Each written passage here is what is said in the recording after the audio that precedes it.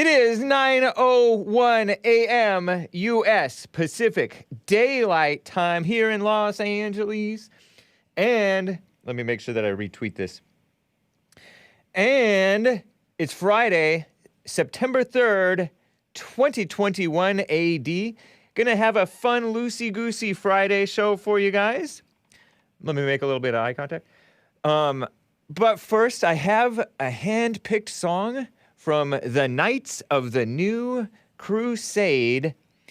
This track will be called, or is called, Knights of the New Crusade. Wow, it's an eponymous track. Is that how you pronounce that word? Means it's by the same name as their name.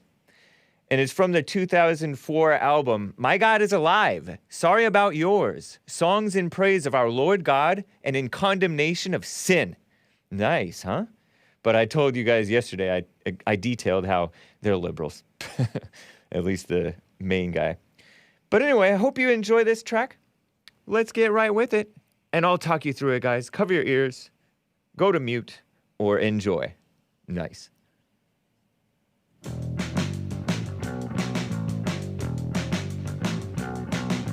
I don't care about the Holy Land. It's just a bunch of stupid mortal sand. Here's the thing I really want to know.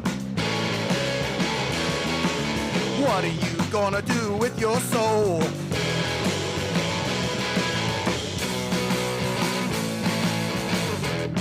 Why is Hake playing their music if they're lukewarm? I don't care about democracy. What we need is a theocracy. The laws of God, they shouldn't be ignored. We should be a nation under our Lord. That's right. It's the new crusade. Join the new crusade now.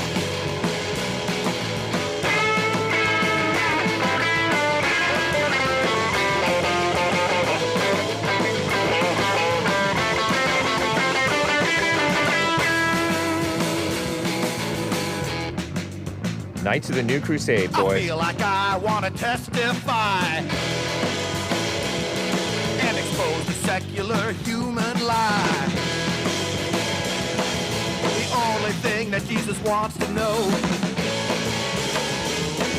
is what are you gonna do with your soul? So good. Join the new crusade, Knights of the New Crusade. Knights of the New Crusade. Knights of the New Crusade. That's right. Is that Hake Wignat music, according to Peter Almas? I don't know.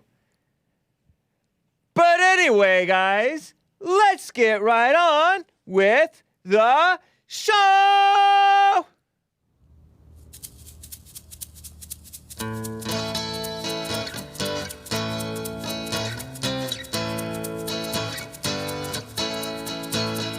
Oh, it's the Hake Report, the Hake Report, la la la.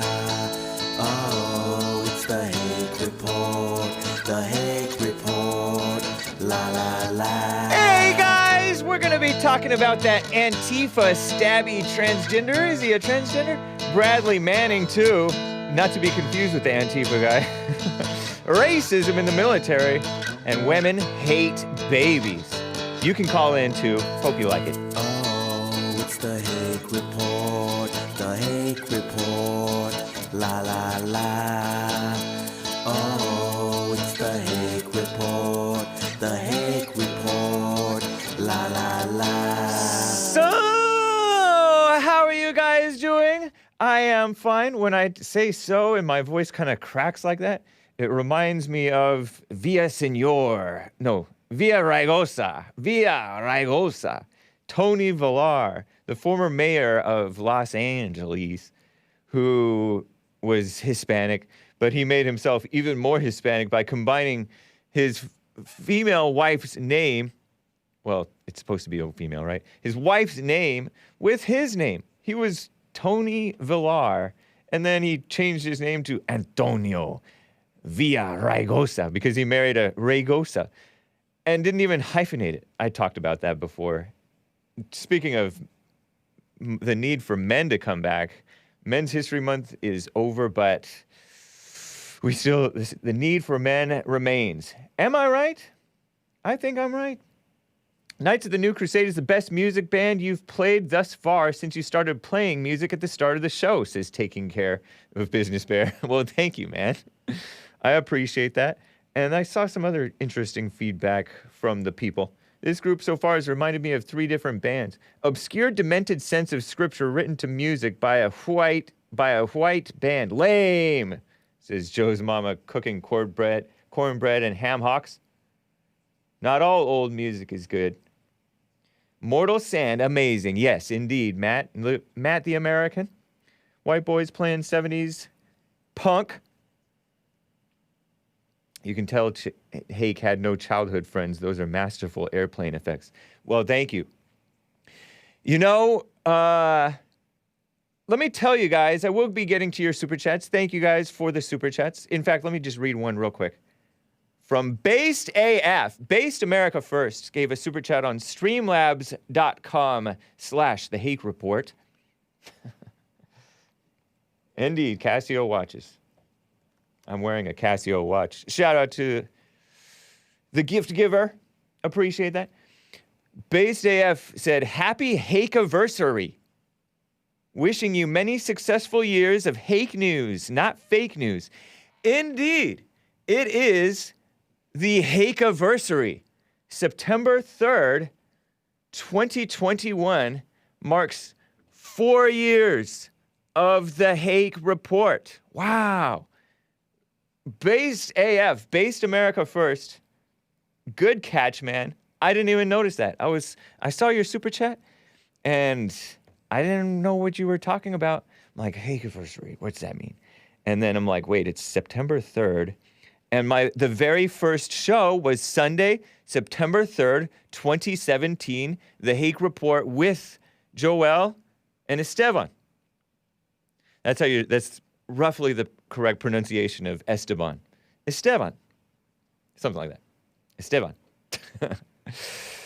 But we just call him Esteban, and he even calls himself Esteban because this is America, right? We speak English. But thank you, man. Wow, 4 years. Have I improved over 4 years? I think I've gotten a little better. It's a little smoother.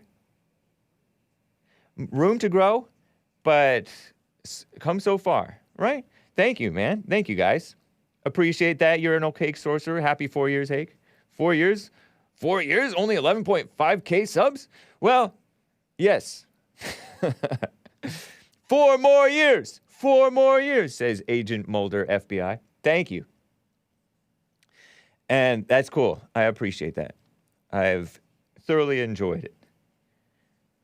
I actually wrote down all my episodes, and I've done about 716 or 717 episodes of the Hake Report. Well, Jesse Lee Peterson filled in for me for several of those. So over 1,000 hours on air. I dropped Joel and Esteban after not too long. By December 24th, I was doing it on my own of 2017. But shout out to Joel and Esteban for the support. Joel was handling the board for years until Chris took over, Skateboard White Chris. And so it's fun. But I have some things to share with you. Did you hear about this Antifa stabby? Is it bad to say tranny? Transgender. Tranny is short for transmission, right? The transmission of a car. Transgender got arrested. Well, I don't know if he is a transgender, but his name, according to the reports, shout out to Andy No and the post-millennial. No thanks to the LA Slimes. Although they gave out an article with the information and the name, they did not show any mugshot. This took place, I want to say 3-4 weeks ago, maybe more than that, maybe less. But there are people who are doing these protests against the forced vaccinations. And I can understand it. This is America. You have the freedom of speech. And plus, you are not wrong to be leery of establishment people who have lied to us many times, right? Establishment people. Liars. Wow. And so I can understand the anti-vaxxers wanting to protest, right? And they have the right. This is America. They have the freedom of speech. But there are people who don't want America to exist. That's Antifa. Antifa hates America. They call America a fascist country. They say no borders, no walls, no USA at all. That's one of their slogans. No borders, no walls, no USA at all. And they show up at anti-mask protests, vaccine, forced vaccination protests, because what? Wait, I thought the anti-fascists were against government forcing its will on the people. Well, a lot of white supremacists show up at these pro-freedom rallies because they are Americans. And people who are slurred as white supremacists, I guess that's supposed to be a slur, include Proud Boys, and we will show up anytime those people show up. In other words, Antifa is looking for a fight. And they look for a fight, and they get under people's skin, and some people fight back against them. And then the media makes the good guys look bad. The people defending themselves look bad. What a mess. But there are other people on our side. I say our side because I'm generally in favor of people who are skeptical of the establishment, right? Who are pro-freedom, who are pro-America, who are leery of the edicts passed down on us, right? There are some people who go overboard and look for a fight with Antifa. And the establishment jumps on the chance to attack the innocent Americans, or the Americans who get a little angry or get angry, and then it's an all the more excuse to clamp down on us. It's so evil. And there are some people who are accelerationists who actually perpetrate terror attacks in order to bring the clamp down on American gun rights and all that stuff, even though they agree with the gun rights. They just want to awaken the people by bringing a media attack on them and the government attack on them. Well, I have this clip from this attack. I didn't want to show it because I thought that it was going to be graphic, but it's actually not that graphic. It's actually remarkably, you wouldn't even notice. You wouldn't even notice anything if you were just casually looking. This is a scene of this stabbing. And normally I don't like to show stuff that's violent, right? Or graphic. But this is so non-graphic that it's a good warning for people. Because this guy was actually stabbed and he got lacerations close to his heart. This Hispanic guy who had a skateboard who looked in my opinion, all too ready for a fight.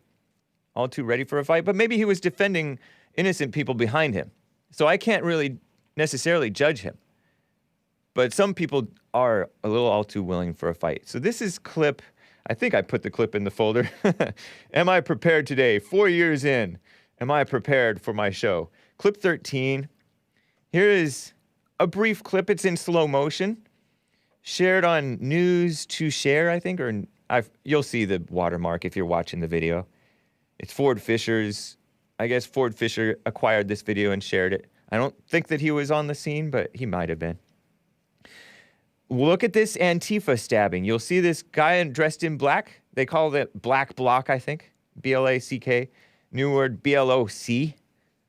They're enemies of America and enemies of decency. And it's this guy who later, allegedly, he's the same guy who's been arrested since then. But look at this.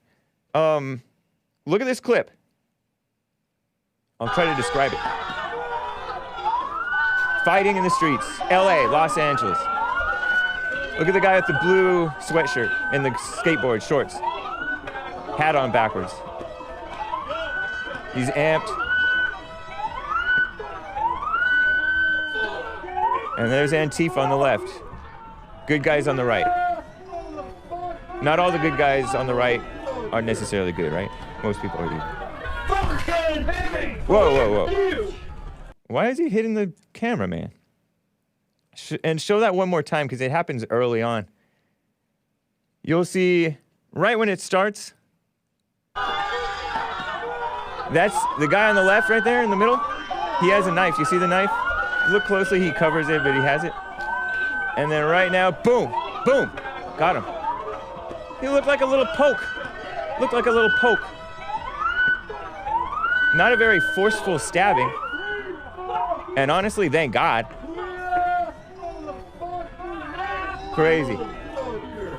And that's a Ford Fisher tweet. Jeez, don't cuss. Don't cuss. I should have bleeped that maybe because it sounded like he might have said the F word, but it's all in slow-mo. Is this a music video? Asks Free Ross. Honestly, I wouldn't advise people go out in the streets. Because for one, Antifa is coming with knives and guns. And they'll shoot people just for being, we got a Trump supporter right here. Oh, we got a Trump supporter? Poof. Shoot him in the chest. Unarmed guy in the chest. Up in, what was that, Portland or Seattle? A religious man of patriot prayer. Shot him and killed him. And then that guy did suicide by cop. This 50-something-year-old dumb, supposedly white father of something. He was just trying to give him the jab, says Uncle Ted 88. And I don't even know if the guy realized that he had been stabbed at that point. Or how serious it had been. So that's like a warning for anybody. Stabbings can be serious. This guy was in, or is, I think, in serious condition. Maybe to this day, I forget. But he's described by Ford Fisher as the purple shirt guy, but it looks bluish to me. Maybe it's purple. But he has a clean shirt, long sleeve shirt or hoodie or whatever, kind of tight fitting. Looks blue to me, but Ford Fisher calls it purple. And you can see some pictures of this. After the jab, when he deploys the mace, bleeding is visible on the right side of his body. Bleeding coming out into right in his chest, on the right side. He appears to go the opposite direction after the second wave of brawling. Not advisable. For one, you'll get attacked by the authorities because the authorities are run by the establishment, and the establishment hates real Americans. This guy is Hispanic, the victim, the stabbing victim. But to me, it's almost it's a dirty fight. It's a dirty fight. Would that be considered attempted murder? He is charged with attempted murder, according to the Post-Millennial and Andy No. Look at this pictures of this guy, of these people. Antifa suspect who stabbed a Latino man in his heart on August 14th at a riot in Los Angeles has been arrested. Eric Cohen, age 30, of Long Beach, California. That's where Snoop Dogg is. Didn't he get away with murder? 187 I don't know. Has been charged with attempted murder and is being held on $1 million bail. LAPD asking for other victims to come forward. There's another stabbing victim supposedly on the Antifa side. But they don't want to talk to cops, so that's their own fault. The stabbing victim suffered a lacerated heart and punctured lung. Murder was the case that they gave him. That's true. That's Snoop Dogg from Long Beach. I think he's from Long Beach. And the other guy's from Inglewood. Yeah. Eric Cohen, date of birth, May 5th, 1991. 30 years old. There was a second, supposedly, a violent attack occurred during the same altercation. No victims or witnesses have come forward because Antifa doesn't talk to cops. So they're playing both sides of it. But look at this guy. He has, like, long hair. People think that he looks like Kylo Ben or Ren or whatever. The guy from Star Wars. The same Jewish actor, I think, who played in that Black KKK Klansman by Spike Lee, this dumb movie. I haven't watched it, but somebody laughed at the end of it, and then people were getting all mad at him for laughing. But look at this blue-eyed devil. Is it blue-eyed? Not a Christian. Eric Cohen. Cohen. Certainly not a Christian. Wearing all black, skinny jeans, covering his face, and long bleached blonde hair. But then the post-millennial honestly pointed out, as opposed to the dishonest mainstream media, that this guy bleached his hair. I mean, changed the color of his hair to like dark red in between the time that he stabbed the Latino man and the time of his arrest. It's interesting, like a dark purple or maroon or something. So it's just remarkable. It's just so evil. And stabbings are no joke. Stabbings are no joke. Yeah, Cohen is definitely not a Christian name or soul. Kylo Ren's clone. Stay off the streets. I suggest. Unless you have numbers and are protecting yourself and cannot, for like very little chance of the authorities trying to snake around and make you look bad when you're actually a victim, a would-be victim defending yourself, right? Because that's what they will do. That's what they did to the Proud Boys. Proud Boys, for the most part, just defended the innocent and only retaliated when aggressed upon. Same thing with the whites at Charlottesville, Virginia. So it's not advisable to be going out there. It's ridiculous. Antifa are not Christians. That's correct. Thank you, Gilbert. Shout out to the Facebook crew. Nice to see you guys. So Latinos are white now? Nice. Yeah, most Hispanics are considered by the FBI to be white Hispanics. And by others to be, the establishment to be white Hispanic. Same thing with Jewish people. And even Middle Easterners, they're considered whites. Like Iranians and stuff. I guess that's why that Richard Spencer was mad at Trump for wanting to break down some Iranian monuments or something like that. I don't know. Anyway, speaking of transgenders, real quick, before I get to calls, I will get to your calls. Hang tight, guys. One more quick story. Bradley Manning. Am I dead naming him? I guess he wants to call himself Chelsea Manning, but I respect him too much to call him Chelsea. And I respect him too much to call him she, they, like he wants to call himself. He was a military male, and he took it upon himself to release documents that showed, I guess there were some air raids by the Americans that killed civilians or something like that, or, wasteful stuff and supposed war crimes and things like that. Years ago, maybe a decade ago or more, Bradley Manning. He was all over the media as Bradley Manning. And then he gets convicted, thrown in prison or jail. And then he's like, I want to be Chelsea Manning. I want to be a transgender. Send me to the women's prison. I'm like, oh, okay, I bet you do. Because he's kind of skinny, even though he wasn't a military guy. And then his sentence gets commuted by Obama at the end of Obama's term. Because Obama is for the LGBT agenda. And Chelsea E. Manning, Bradley Manning, fits into that. Well, there was this journalist, independent journalist.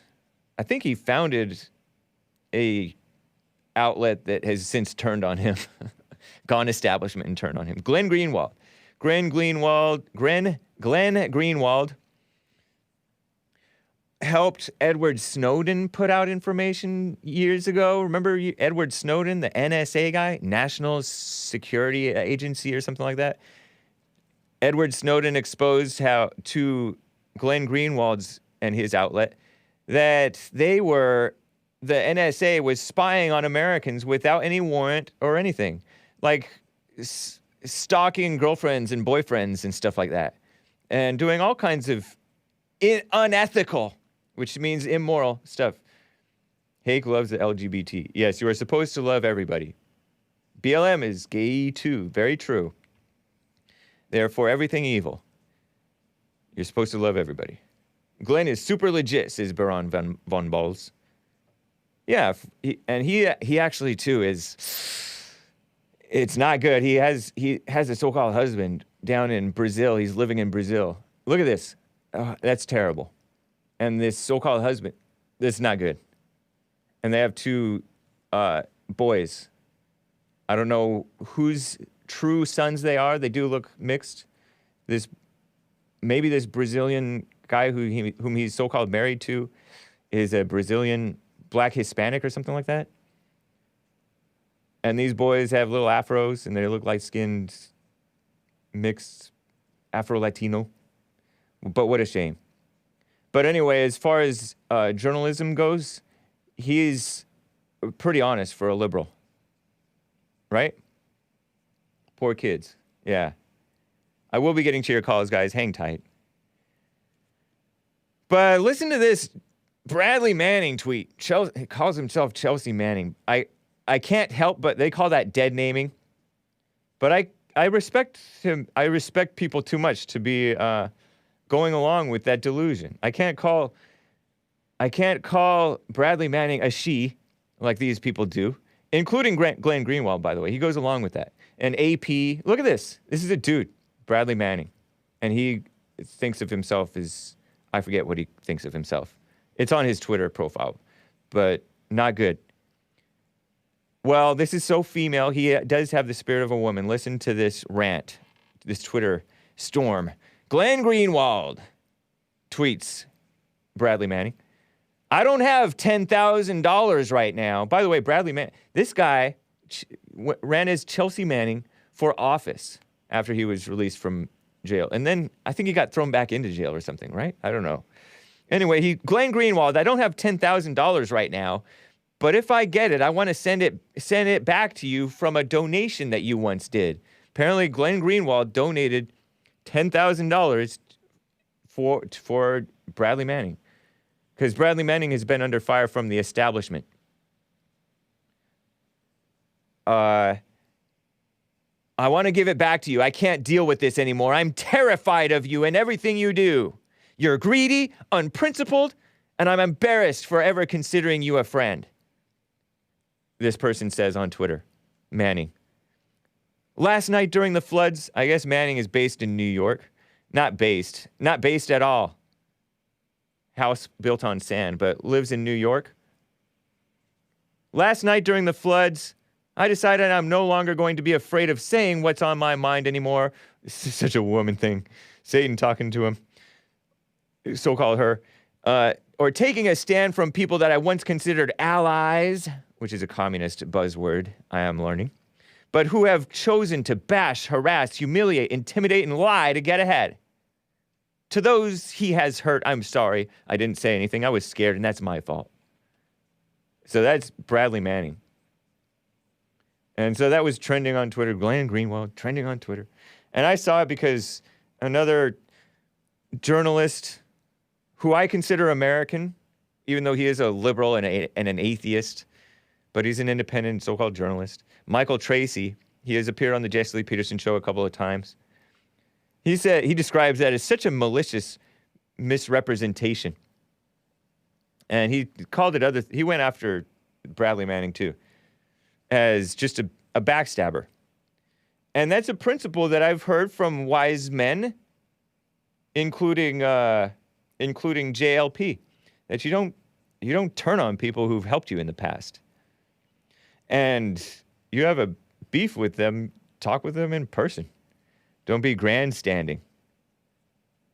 Don't be grandstanding. But this person did.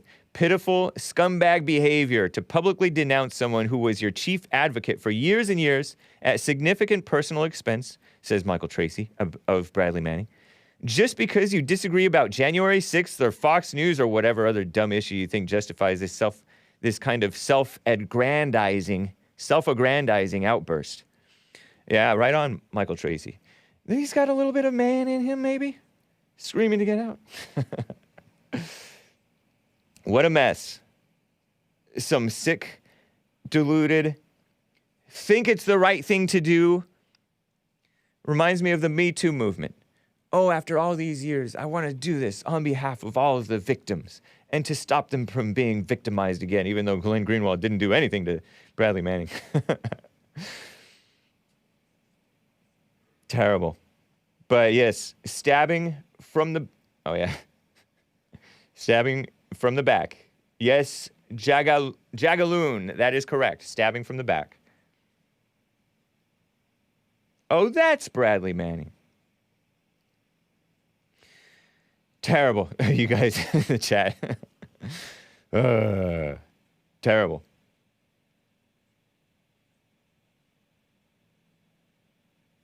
Anyway, that's that. I appreciate you putting up with that. I want to get to some calls. Again, 888-775-3773. First, let me get to Samuel in Sweden. He's been on hold for some time. Samuel, thank you for holding. What's up? How are you doing? Yeah, hello there, Hake. Hey.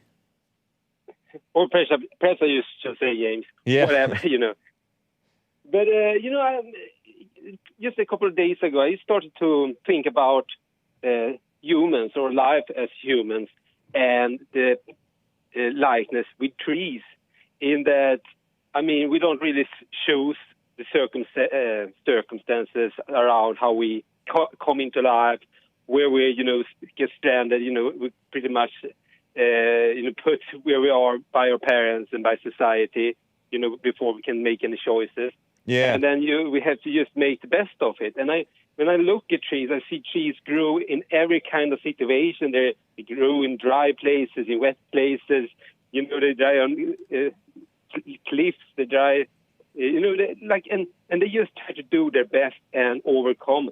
And I just started to think about it, and I just find that interesting. And now, just today, I start to realize that Jesus used tons of parables. Yep. With trees like the people of faith and people with no faith. He cursed a fig tree who did not have any fruit, Right. It's like it's biblical also, but I actually didn't start to think about it because of the Bible. But yeah, it's just, and my message would be that, instead of complaining, look at the trees who just try to overcome the situation, try to grow as well as they can, Yep. despite the circumstances, and just do, what they should do, and not, don't, let's say, complain and bitch about it. I totally agree, man. That's how the blacks should view slavery from the past. That's certainly how the Christian slaves treated their plight. Although it may not have been ideal, they didn't have freedom to just go anywhere they wanted or work anytime they wanted or whatever. They still thrived and had good lives, and they were honorable men and women. They were dignified, and they grew no matter what their circumstances. But nowadays, people of basically everybody in America is spoiled, and actually around the world, spoiled and unwilling to suffer and complaining and pathetic. So I agree. I like that. And it reminds me of what Jesus talked about with consider the birds and the flowers or something like that, or the fields. They don't grow or they don't labor or spin, but God takes care of them. So nice. Yeah. That's cool, man. Yeah, it's just because I observe. And, I just realized I didn't choose where I got landed as a human being. I'm just landed somewhere else. Now I'm just, trying to adapt, perhaps is the correct English. Yeah. Just try to do the best I can do where I was planted, really. Nice. That's cool, man. I appreciate that. Nice input, and it's a great message. Yeah, I wanted to share that. I appreciate it, Samuel. Hope you had a happy Men's History Month. Are you one of the people pushing Christian History Month for this month? No, I think, okay. Let's see, wasn't it May that was Christian? Oh, okay. Every time they say something, it's a black or women, I just call it like Viking History Month, right. Christian History Month. I mean, whatever. Yeah. But perhaps I should be more structured. But I'm not going to. I'm not going to celebrate Women's History Month or Black History Month. Right. That's for sure. Yeah. Well, cool. Thanks again, Samuel. It's good to hear from you. Take care, man. Yeah. Have a great weekend. All right. You as well. What time is it over in Sweden? What time is it right now? Well, I mean, it's almost 7 p.m.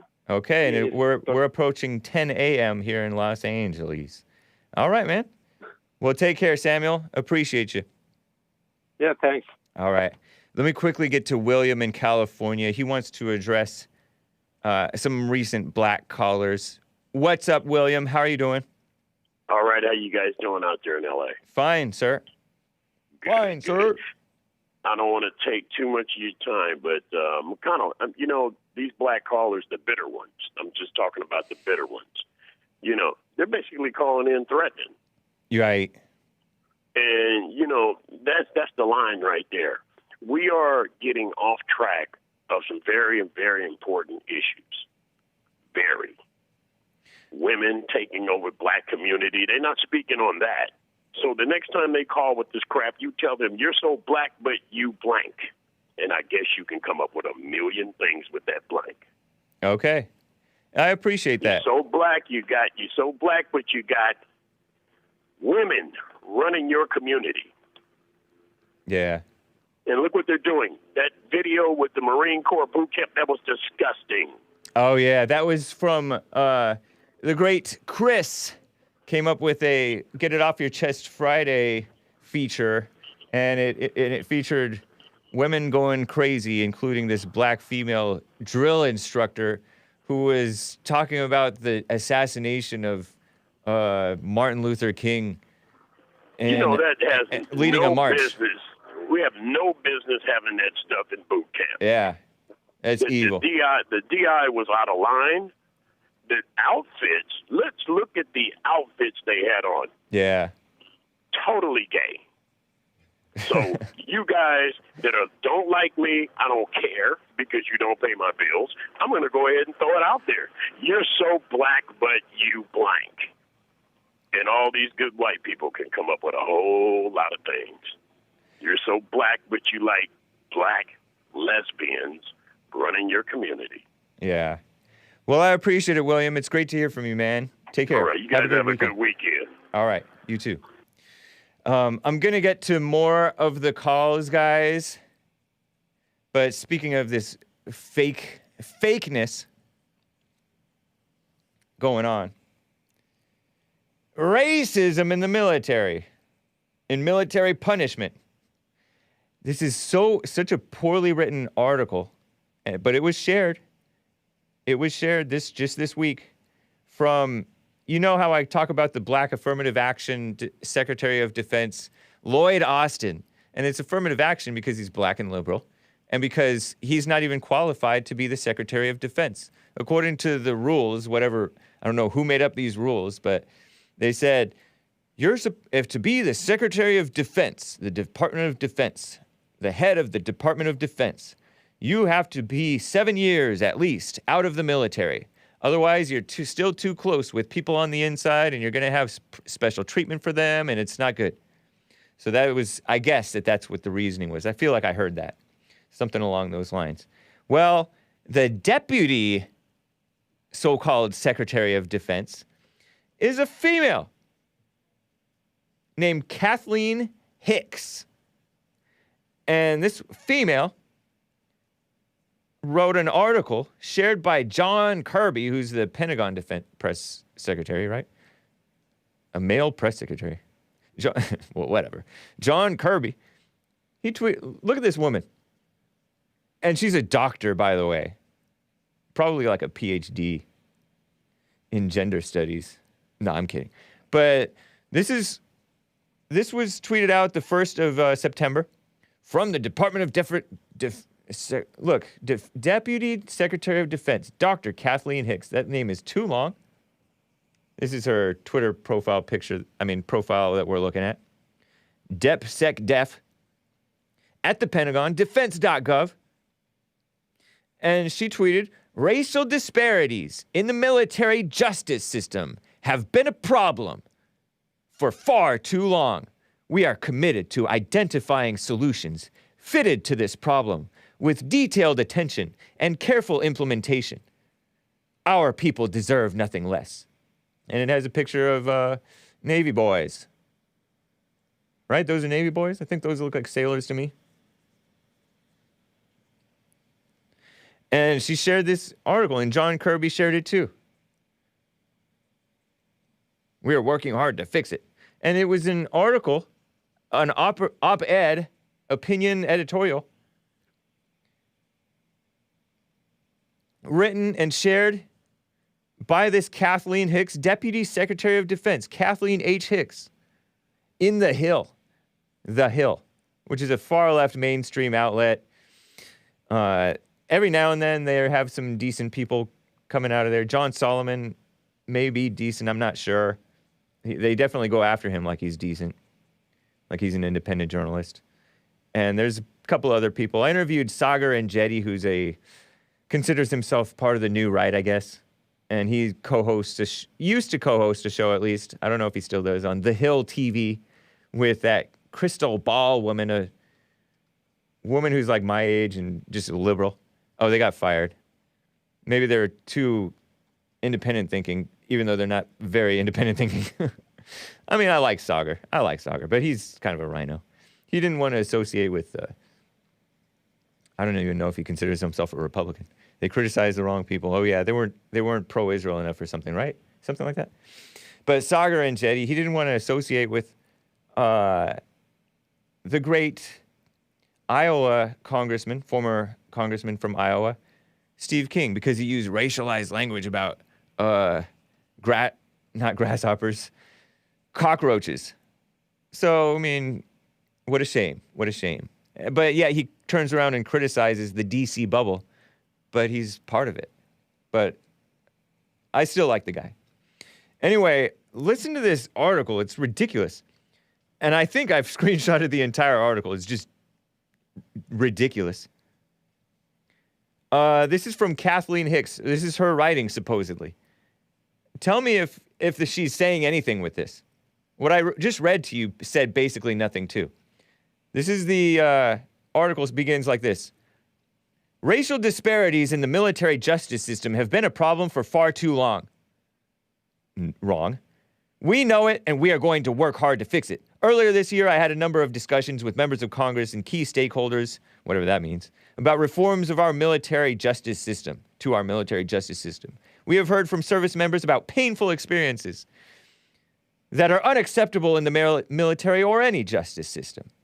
Most recently, a 2019 report from the Government Accountability Office highlighted that members of color were more likely to be tried in a court-martial proceeding. But going back decades, studies have highlighted this problem. So this is her only piece of evidence in this entire article. POCs in the military are more likely to get court-martialed. That just makes the POCs, people of color, look bad. And actually, it's consistent with the general population. They're also more likely, POCs are generally more likely to be criminals per capita, right? Anyway, so that's not a problem. That's a symptom of their own failing, not of the military. But she goes on. The men and women who risk their lives in defense of the United States deserve better, and we are committed to change. I doubt many women risk their lives, but some of them have been killed. Thanks, Sleepy Joe, and the whole rest of the crew who are propping him up. Leveraging evidence-based best practices. There's a buzzword for you. Evidence-based best practices. We will drive meaningful and lasting progress. So vague, huh? She's not saying anything. And while driving change across one of the world's largest enterprises is never easy, this challenge demands we do so quickly and methodically. And listen, I highlighted this whole next 3 paragraphs because she's saying a whole lot of nothing. It's remarkable. I didn't know you could be so wordy. It reminds me of when I was in high school. I would get as wordy as possible to fill up 3 pages, right? A plethora of studies have identified the problem. and we believe we can build on these to target meaningful solutions. We have directed the rapid collection of data required to conduct a root cause analysis of racial disparities in military justice, working closely with the secretaries of the military departments. We expect to have that data ready for analysis by the end of this month. What? As we generate interim findings, we won't wait to take action. A dedicated team of experts will conduct an internal analysis by the end of 2021 for each area identified. Vague, huh? The team will work with the services to develop targeted corrective action plans for specific issues. The internal working group, this is so vague, will provide actionable recommendations to the department's senior-most leadership, both civilian and uniformed. Wow, civilian leadership. That means civilian whistleblowers, right? Ensuring the people most impacted have a voice in this initiative, meaning put POCs in charge of this, and women. Not only now, but in the future, to hold ourselves accountable and consistent with congressional intent. We have also launched an independent assessment of the root causes of racial disparities in the military justice system. I think she just said something like that before. She's repeating herself now. And that assessment completes in mid-2022. I thought she was talking about something finished by the end of 2021. Maybe I'm whatever.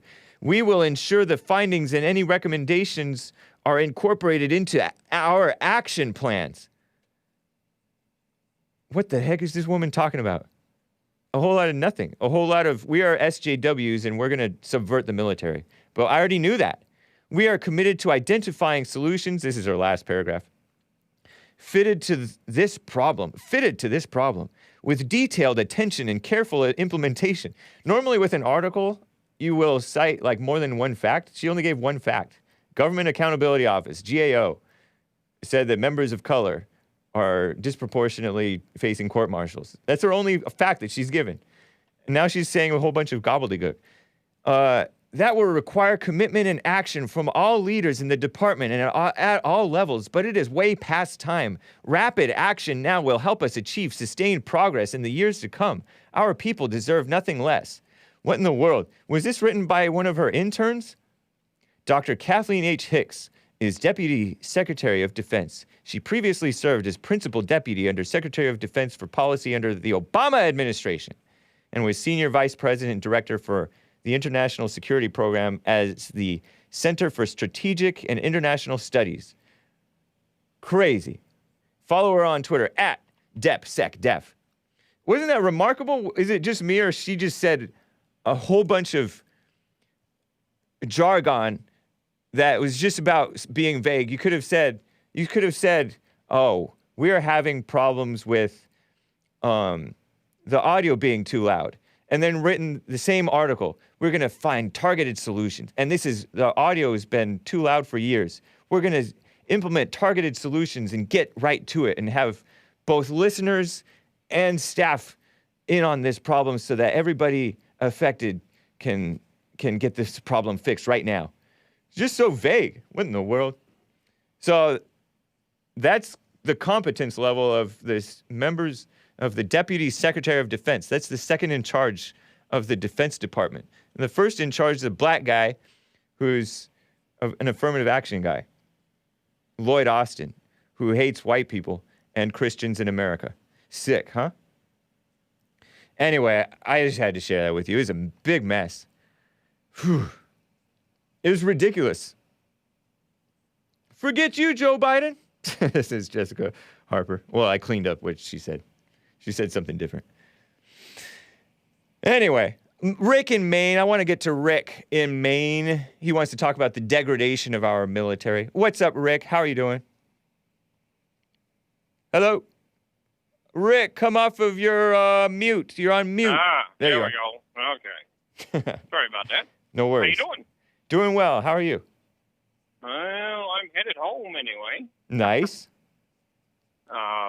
Keep on trucking. I agree. Thank you, sir. We will do that just as long as we can. Yeah. I agree with William. You know, I was in the military. I'm a vet, and I just don't like anyone. It doesn't matter, male, female, whatever else, black, white, or whatever else, don't embarrass our military. That's all I got to say. Yeah. There's a lot of this stuff that's going on, and it's ridiculous. And we're in there for a reason. We're in there to keep this country safe, which we're failing at poorly. But don't disrespect the uniform. You can, I've always told people when I was in, you could disrespect me all you want. Yeah. But don't disrespect my uniform. Because I worked hard to get where I was at in the military, and I still carry those guidelines today, even though I'm not in the military. Haven't been in there since 91. But I just don't like to see people disrespecting this nation's military, any branch. I don't care what it is. And now the disrespect is coming from within. Yeah, that's what I'm talking about. Yeah. That's what I'm talking about. Shameful. You want to do your thing, keep it to yourself. Yeah. Because I don't want to know nothing about it. Right. I'm probably going to have What do you mean by people screaming at me. What do you mean by disrespecting your uniform as opposed to you yourself? Well, acting disrespectfully, showing lewd actions, disrespecting officers or higher NCOs. Generally, the way a person acts either on duty or off duty. Because if you're off duty, you're still marked. Oh, yeah. You're still marked. Same thing with men, period, and Christians, period. We are always right to set an example. That's the way it's supposed to be. Yeah. That's why people are held to a higher standard many times. And sometimes you can say, oh, it's not fair. And a lot of people are dishonest in the standard they hold people to. The communists will say, oh, hold them to their own standard. And it's so dishonest. Yeah. It is. Yeah. They pretend that they follow, they pretend that they know what Jesus would do. Yeah. It's ridiculous. They don't know. Yeah. They don't know what Jesus would do. They have no idea what Jesus would do. Right. But a lot of those actions that they're pulling these days, they know better by common sense. Yep. But that's something that's drastically lacking these days is common sense and respect. Yeah. So. Well, I appreciate it, man. Thank you for bringing some clarity to, the boomer point of view on the military. You're a boomer, are you? Or are you Gen X? Oh, no, I'm boomer. All the way, 65 years old. Nice. Right on, man. But I enjoy your show, James. You do a good job. Thank you, sir. Take care. All right. All right. One more call real quick, or maybe two, actually. Ian in California, Martinez, California. How are you doing, Ian? Hake Report. Hey. Top of the morning to you, laddie. Indeed. It was great to see you at the Straight Pride event up there up in your area, your general region, I should say. Yeah, it was good to see you guys, too. That was cool. Yeah. Even though it got shut down too early by the establishment. Yeah, there were those bike cops, dude. Those cops on bikes were too weak. Betas. Right. They needed to bring in the riot police. It's ridiculous. Yeah, they had to call they called the sheriffs and the SWAT team. Yeah. I was like, what is this, 1992 LA? I know. Talk about overkill. I mean, come in with an overwhelming show of force and nobody's going to mess with you, I guess. That's fine. That's fine. At least nothing too crazy broke out. I was happy to see one of the Proud Boys guys. I think it was a Proud Boy. I don't know. He tackled the guy with the bear mace, I think, but then he got arrested. But all he did was stop the guy who had by the way, it was an illegal weapon because you're not supposed to have that according to city policy at a protest like that because, anyway, what a mess. But oh well. We can't expect the world to be fair. Yeah, Yeah, I didn't know the Modesto police were pro-libs, dude. We're pro liberals. Yeah, they got to follow the orders, and the orders come from the liberals in charge of Modesto, apparently. And the liberals in charge of Modesto favor the pedophiles, the people who are for pushing this gay agenda, the LGBT agenda, and abortion and killing babies, you know? So it's wrong, but there were some cops who were giving Jesse the thumbs up. He was giving them the thumbs up, and I think that a lot of them don't agree with it. But within reason, they gotta follow the orders. It's not like they were necessarily wrong for shutting it down, but they should have. I wish that an honest authority, an honest city leader, so-called, would have had cops keep the Antifa people separated and arrest the Antifa people. They don't belong. They're basically an illegal gang. Anyway. Yeah, pretty much. Yeah. Like I was asking Nick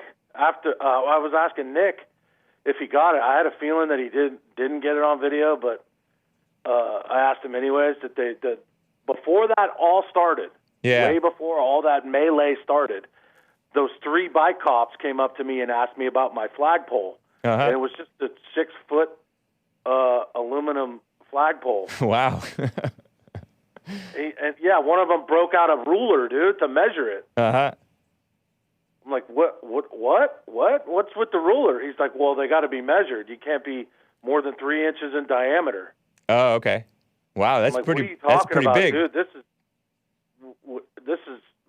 is quite a news flash. Yeah. Why are you messing with me? Is it because I'm the biggest dude out here? I'm all in red. You don't like my hat, my MAGA hat? What is it? He's like, no.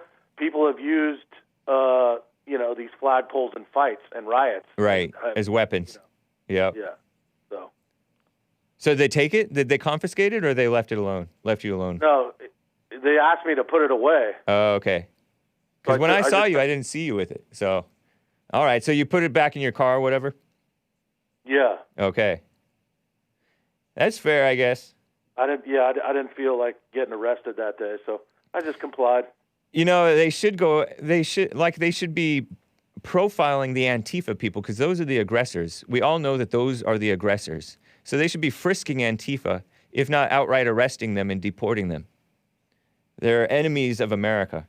And most of the people on our side are decent and would not do anything wrong were it not for the provocation of Antifa. But we can't be letting ourselves be provoked by those evil people. So. Yeah, as soon as that happened, that they went straight after the Proud Boys. They didn't go after one Antifa member. Yeah. Not one. Yep. And those were the ones who did the wrong. They started it. Once you walk up to a group of guys, you're starting it. So it's ridiculous.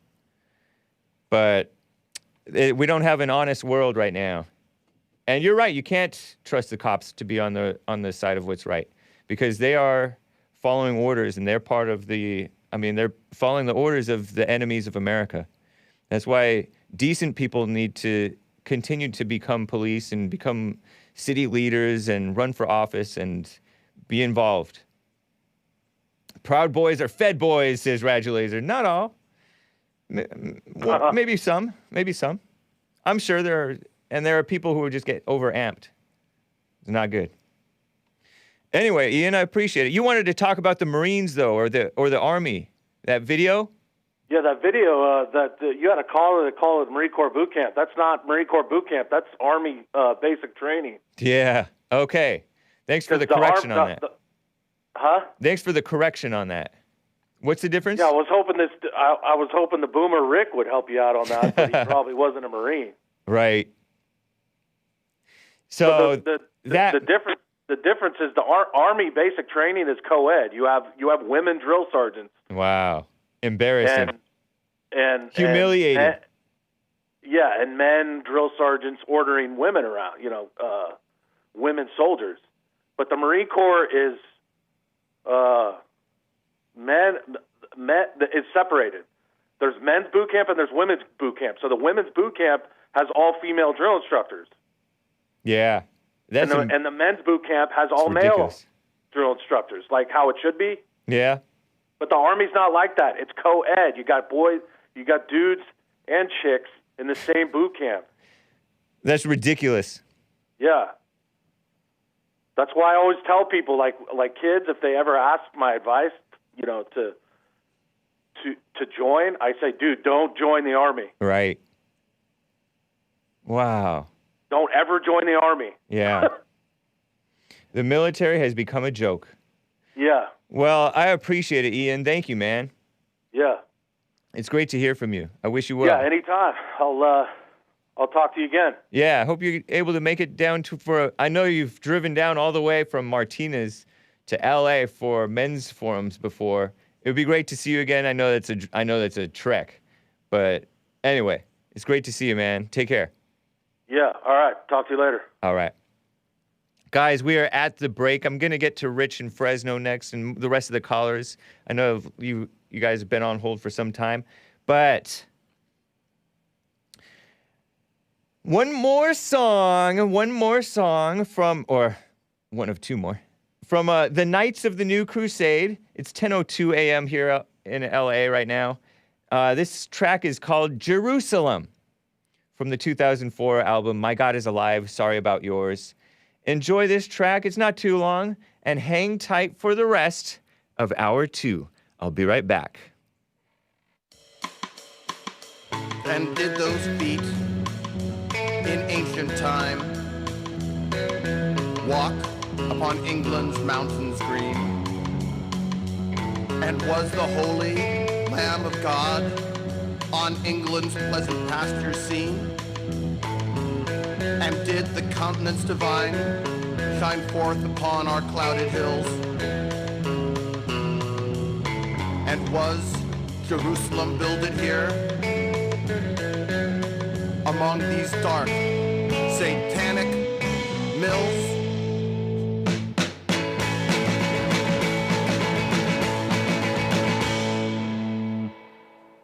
Bring me my bow of burning gold. Send me my arrows of desire.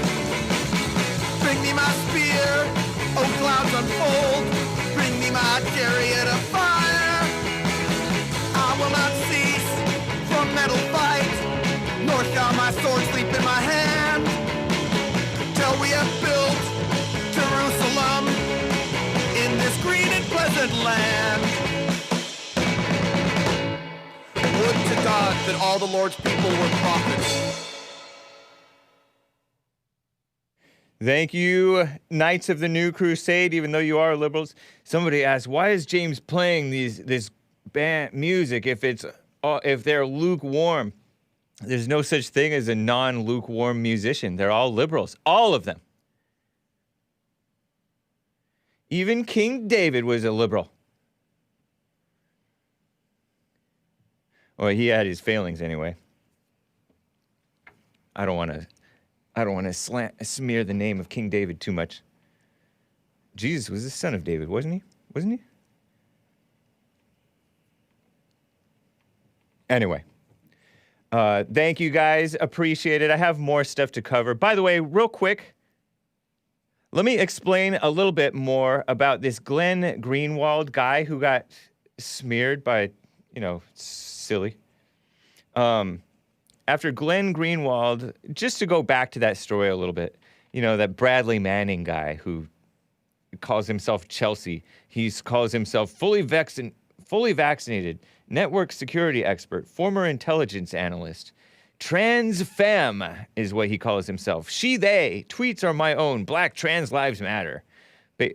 Lives in Brooklyn, New York, and has a Patreon. Wow, what a mess. But going after Glenn Greenwald, who's a journalist, is gay, nasty, but independent journalist, sensible in terms of his journalism. Co-founder of The Intercept. That's the outlet that turned on him. And now he has just a Substack that he writes from. But he talks about some sensible things, even regarding the so-called medicine right now. You know how Joe Rogan took that ivermectin stuff and he took a bunch of other drugs when he got sick with the China virus, according to him? Well, Joe Rogan is 54 years old, but pretty fit for a 54-year-old, especially pretty fit for a pot smoker. Joe Rogan being I know him as like the UFC commentator, but he's also a podcast host. People like to listen to him. Interesting, even though he's kind of soft and liberal. His favorite was Obama and Clinton, I think. Ridiculous. But anyway, he said, I took this stuff. The worst of my China virus only lasted, he called it COVID, lasted a day, and then I felt much better the next day and much better the day even after that. Well, they went after him because he said that he took that ivermectin stuff, which they say is a horse dewormer, right? Because this ivermectin drug is for worms in animals, but it's also used for worms in humans, or river blindness too, or something. And Glenn Greenwald points out corporate journalists don't hate Joe Rogan because he spreads disinformation, just like they don't hate Trump because he spreads so-called lies. They hate him because he tells the truth. They spread disinformation. The corporate journalists, spread disinformation constantly, says Glenn Greenwald. They have no problem with it, and unlike them, when Joe Rogan does it, he apologizes and retracts, or else he apologizes for offending the LGBT or the women or the blacks or whoever he may apologize to under pressure. They hate him because he's built trust and a huge audience without them. That's true. That's true. And he also talks about, for about a month, COVID vaccines were heralded as a transformative moment, as long as you don't mention that Trump oversaw the program. But now most media discourse about COVID is exactly the same as it was pre-vaccine, as if the vaccines changed nothing. It's bizarre. No matter how hard you search or diligently you study, you will not be able to locate any coherent scientific basis to the media discourse about COVID. It's always about many things other than the science. Now, the science is barely present, if it is at all. And he's right about that. So that's just a taste of what he's about. He was debunking the fake Russian collusion narrative that they were accusing Trump of. So he's been on the scene for some time, and he's pretty sensible for a gay, right? Pretty sensible for a gay. People got their issues, right? And they don't know better. I'm going to talk about these women who hate babies, but first, I got to get to Rich in Fresno, California. He's been on hold for some time, wants to talk about liberals. Are they incompetent or evil? Interesting question. What's up, Rich in Fresno? Hey, what's up, Mr. Hake? How you doing? Doing well. Thank you, man. Hey, thanks for answering my call, man. Really appreciate it. Yeah. First off, I just want to start by saying thank you for always being blunt and telling the truth. Cool. And it's refreshing. Cool. So thank you, man. I appreciate that. Yeah. So just like Jesse says, I'm brown and slow. So that's my question: is are liberals incompetent, or are they just doing what they do because they're evil? Both. Okay. Liberalism breeds and enables and encourages incompetence, but also evil. Both of those. Yeah. Because there are some very competent evil people, probably. I have to imagine. I mean, look at somehow or another, Apple, Google are dominating the world, and they are evil. That is, on some level, they're competent at some things. But they are also billionaires. Say that again? I said they're billionaires. Yeah. It's kind of like that. If you're so smart, why aren't you rich? Type of thing. Yeah. I mean, some people just don't focus on that stuff, or they're into something else, or God hasn't brought them toward that direction. But it's definitely both. Corruption and incompetence are mixed together, definitely. think about it. When you are corrupt, at your most corrupt, you are also making mistakes along the way at things that you should not be making mistakes at. You are negligent, you are incompetent at things in your life when you are at your most corrupt. Maybe not the thing that you're focusing on. Say you pour yourself into your work and you neglect everything else about your life. Or you pour yourself into your sport, say. Like, people who are great athletes. And so you're quite competent at those things. You're fearless at that, but the whole rest of your life is a big mess. So people are both evil and incompetent. Okay, yeah, because I'm not saying I'm the smartest guy in the world, but I know that what they did in Afghanistan was, pretty much a mess up. Yeah. But, the nice thing for evil people with incompetence is that incompetence makes a mess, and when there's a mess, there's a crisis, and when there's a crisis, you say, hey, this is a crisis, let me take over all the more control. And so they have an excuse of, oh, there's a crisis, there's a bunch of people suffering, let's bring those suffering people to America.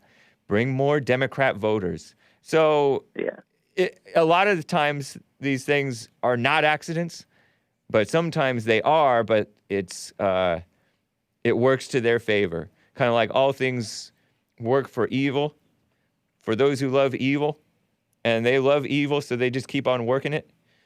Kind of like how with the Bible says all things work together for good for those who love God.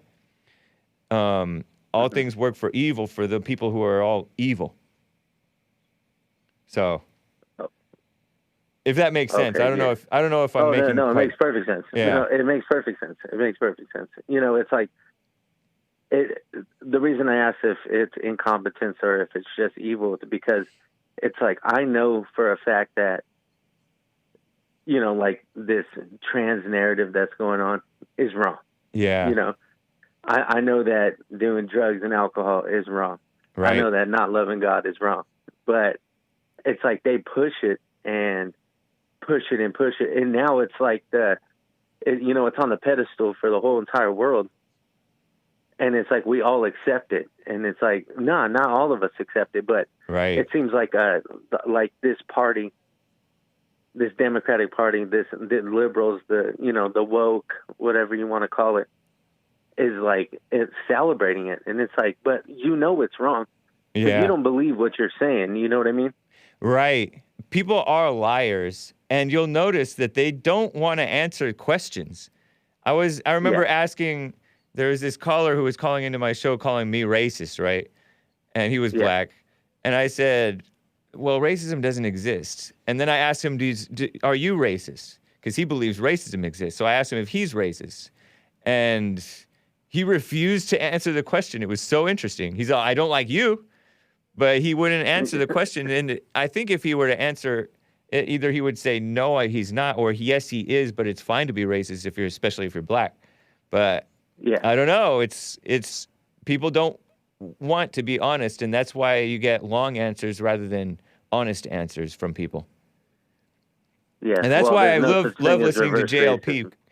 I love listening to JLP and the Fallen State and Church with Jesse Lee Peterson because he brings out simplicity, and it's a lot of things are just yes or no, and then you can explain, or I don't know, and then or refuse to answer, and then you can explain if you want to, and then we can talk more. So, yeah. Yeah. No, it's like I said, I like the way you put it. You just throw it out there, and if you don't like it, too bad. Right. So, that's cool, man. I mean, yeah, and just one more thing. I don't know if you saw that lady from NYC who's in a so-called position of power.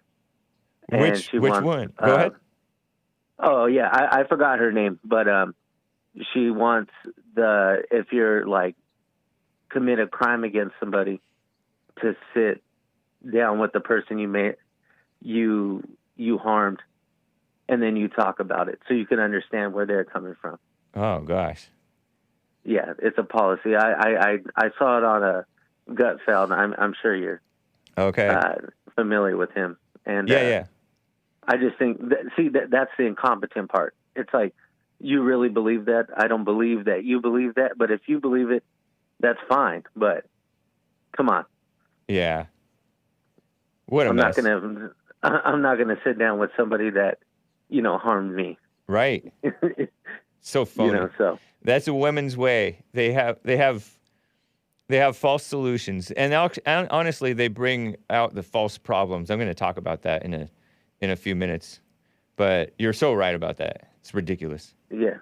No. All right. It's good to hear from you, Rich. Well, thank you. Thank you, man. Yeah. I don't want to take any more of your time. Thank you so much for answering my call, and I'll continue watching the show. That sounds good, man. Take care. Quickly, before I get back to Chuck in Detroit is on the line. He's been on hold forever. Real quick, let me read a few super chats, guys. Hake's Heartache Earthquake donated on streamlabs.com/the Hake Report and said, Hake says, so good during the horrible music as an attempt to trick your brain into enjoying it. Well, thank you, Hake's Heartache Earthquake. It's not that I'm trying to trick you. It's that I'm expressing my appreciation for this horrible music that I happen to enjoy. I'm not trying to trick your brain. I'm not well, maybe it is an acquired taste. But thank you, Hake's Heartache Earthquake. What a name. And Jib Jab gave a super chat on streamlabs.com/the Hake Report and said, Happy Friday. Here's some dough for some gorilla food. Not rabbit food. Love ya.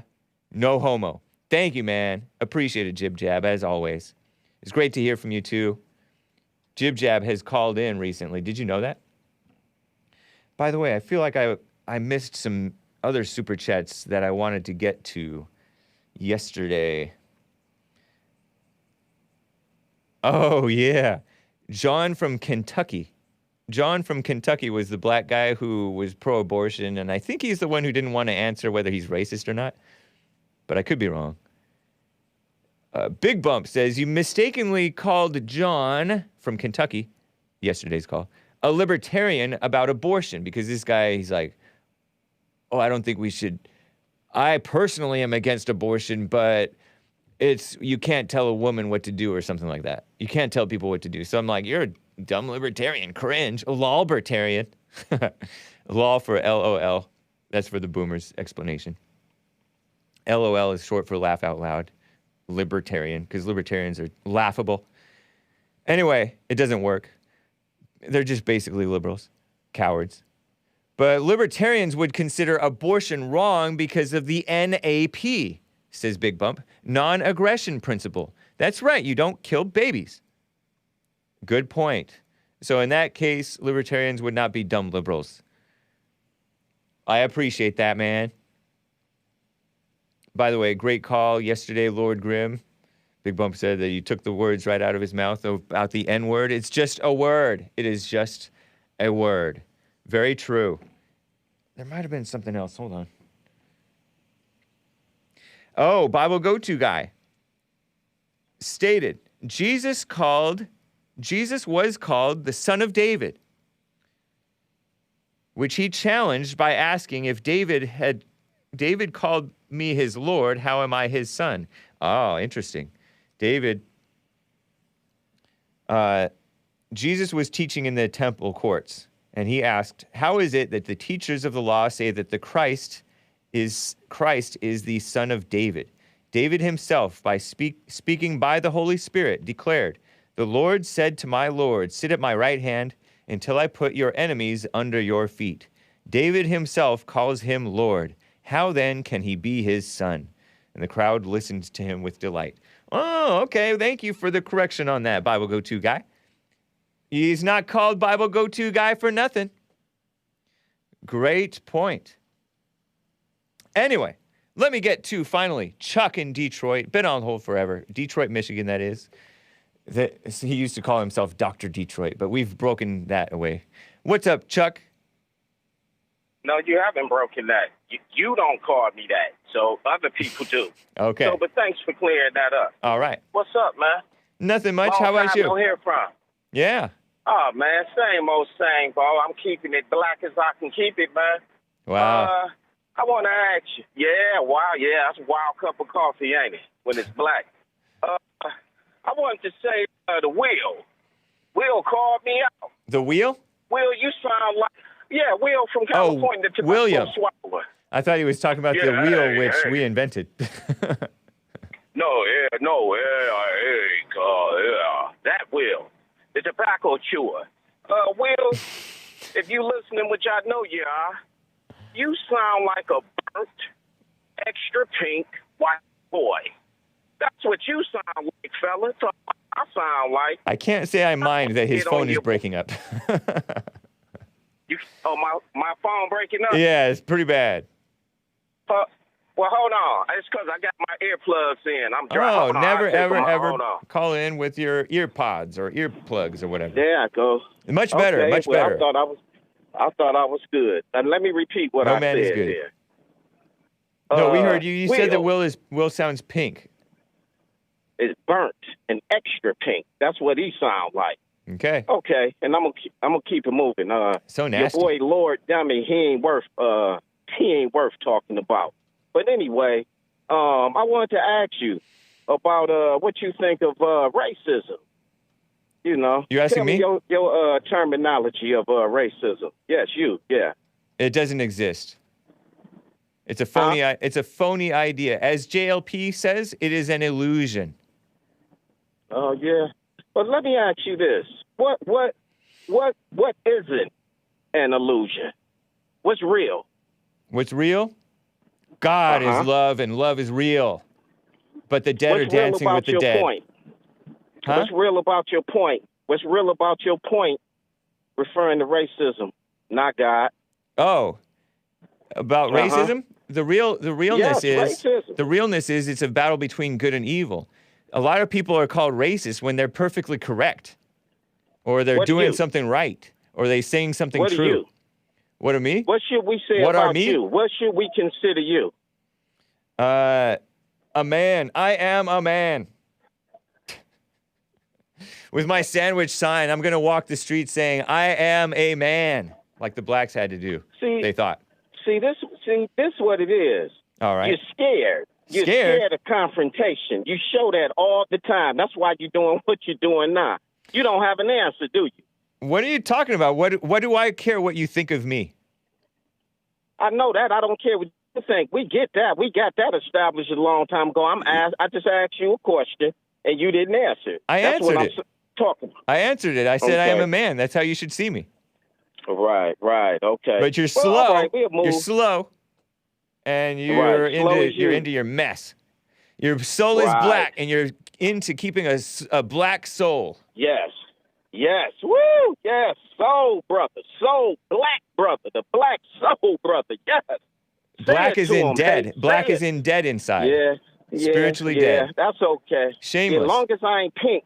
Yeah, but listen. What is this pink thing? Is this new? Because it's new to me too. It's your complexion.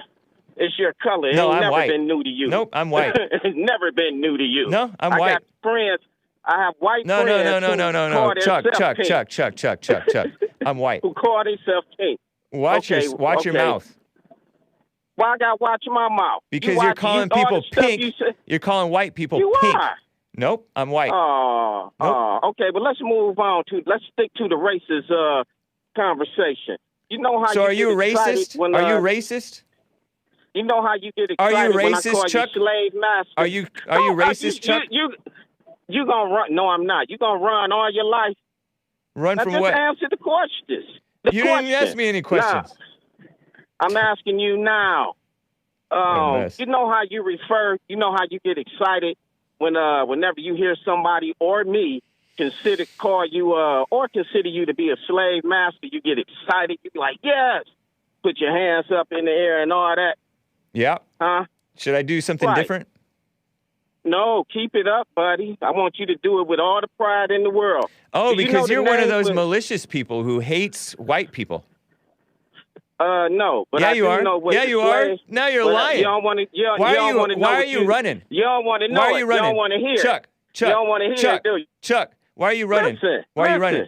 Hey, listen. Why are you running? You just turn 40, man. Stop Why are you acting running? Like you 2 years Why are old. you running? Stop being scared. Why are you now, running? Listen. Why are you running, Chuck? What the slave masters' titles are. Chuck. You don't want to hear. You don't want to hear. All right, I put him on hold. Isn't that nice? Some peace and quiet.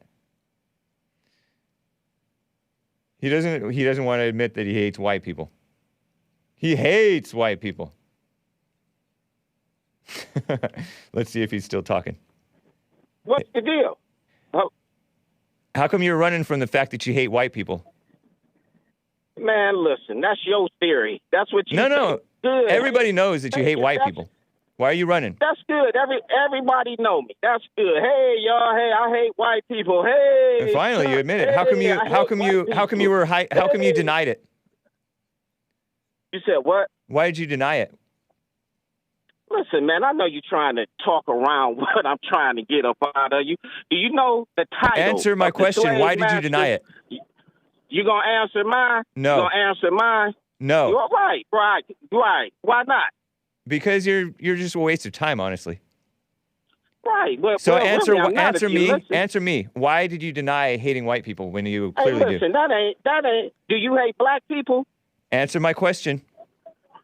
Do you hate black? All right, bye. What a mess.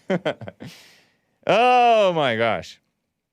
Okay, guys. Before I get back to calls, hang tight, guys. I got Social Pariah coming right up next. Joe from Phoenix wants to talk about the N-word history. Oh, Joe from Phoenix been trying to call in too.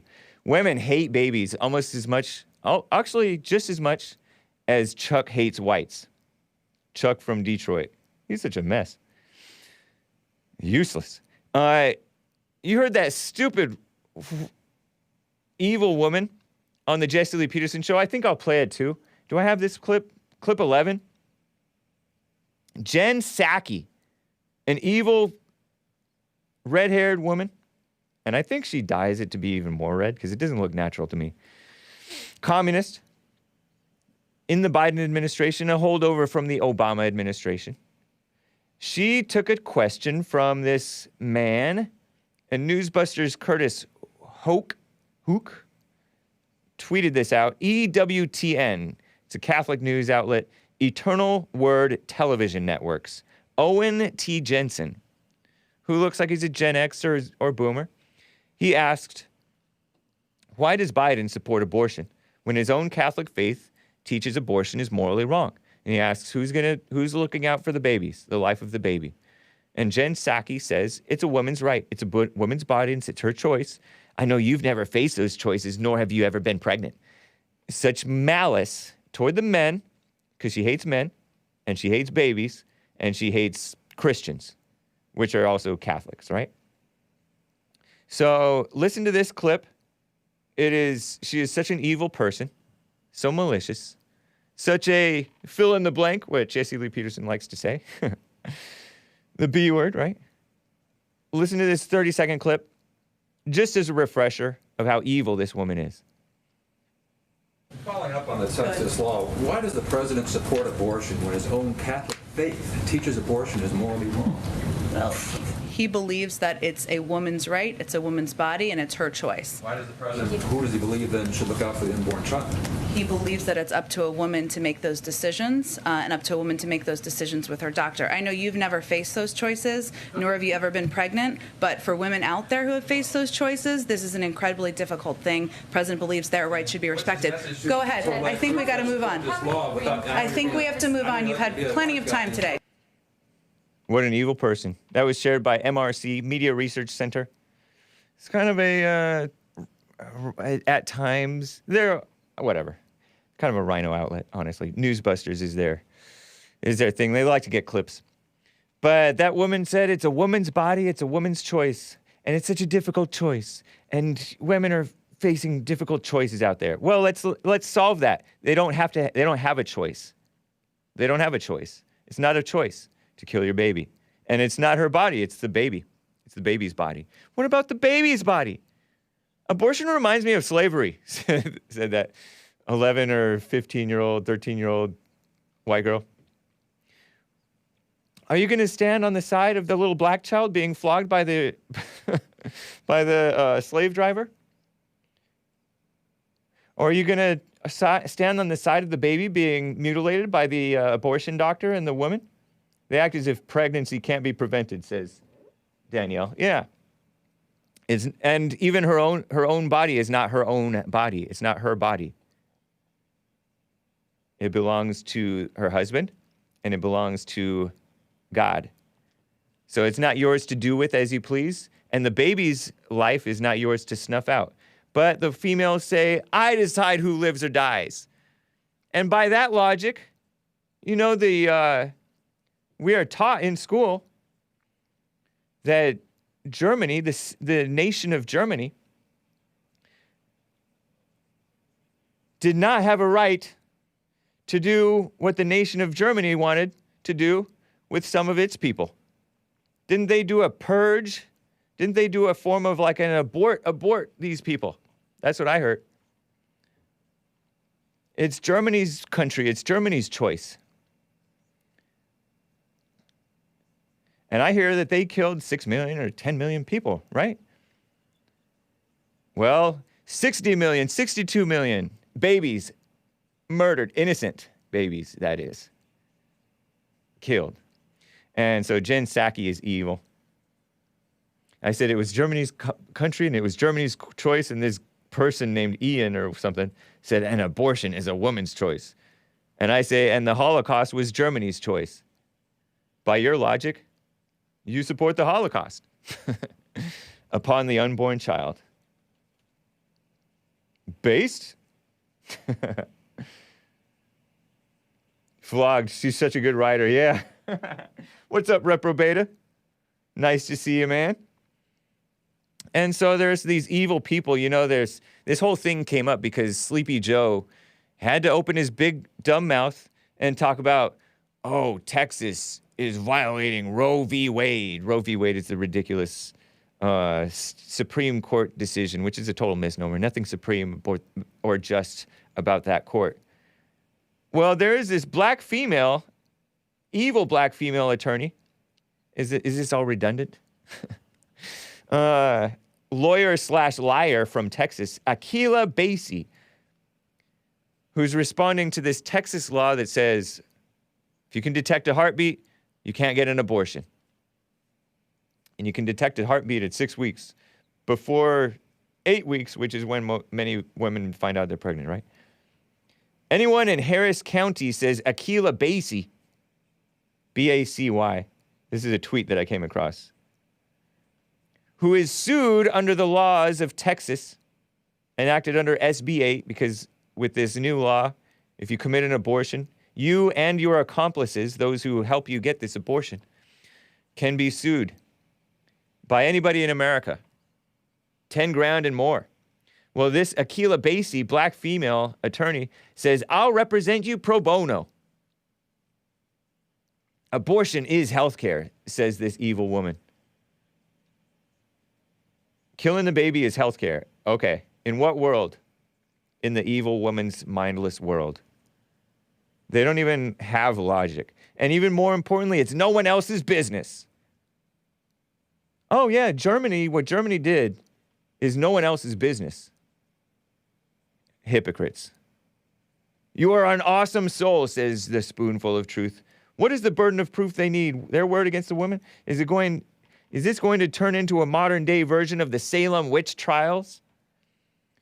This woman said, it's no one else's business. And one guy, it's named Maury Schwartz, said, apparently including God's. Some cringy person with Fozzie, the Muppet, as his or her profile pic, said to this black woman, that is very punk rock. Good for you. Thank you. See, told you punk rock is beta. Fairy Godmama, thank you. Lady Glencora, do you happen to know? I would donate money for this. Anyone in Texas know a fund for this specific purpose to defy the law? Would be a very do not tread on me Texas thing to do. Defy the law. Oh, don't tread on me. Don't only tread on the babies. These women, these are all females responding, by the way. Set up a GoFundMe. I'll donate, says this woman, Pat. Can you also sue the... Oh, that's disgusting. I can't even repeat that word. At the bottom there, Pat woman. Can you also sue the person inseminating, right? The person impregnating, meaning the man. This woman hates men, and look at her. She has a little boy. This replies lady, Pat. Getting all smart. Being evil. Retweeting evil people. She retweeted some guy who said, I would like to report Greg Abbott for using monoclonal antibodies derived from fetal tissue, meaning aborted baby body parts, I guess. Does that $10,000 come via check or direct deposit? Says some phony liberal. Just so snarky about killing the babies. Tracy Heaton, you are a hero. And look at this. There's this person who wants to fill out a guide, or get a guide to file suits under SB 8, file frivolous suits. Basically flood the system with false accusations. Flood the system with false accusations, kind of like spamming it. Spamming the justice system. Are people liable if they make a false report? Asks one guy. Women's health care in Texas will be coat hangers because people used to commit abortions with coat hangers. Louis Farrakhan's mother reportedly tried to abort him with a coat hanger, according to stories. Pretending that's health care. Pretending killing babies is health care. You are incredibly wonderful, says Karen Carey Fair. Thank you. Thank goodness for people like you. Look at this black female. Lawyer/liar. A disgusting woman. Akila Basie. A sick person who is based in Texas. Not based at all, but born and raised in like Houston, Texas, I guess. She thinks she's about justice. And she's a phony politician, by the way. Evil, huh? The skim is going crazy. Females are going crazy. It's time for a temperature check, says the skim. Is this COVID related? No. We're talking about the state of the country. It's been a disastrous week for women's rights and abortion rights. Anti-abortion advocates are calling Texas's abortion ban a victory, but many are feeling hopeless, defeated, or even angry. Yep, females. Evil. Others terrified of what's to come, terrified that they're going to have a baby. Give me a break.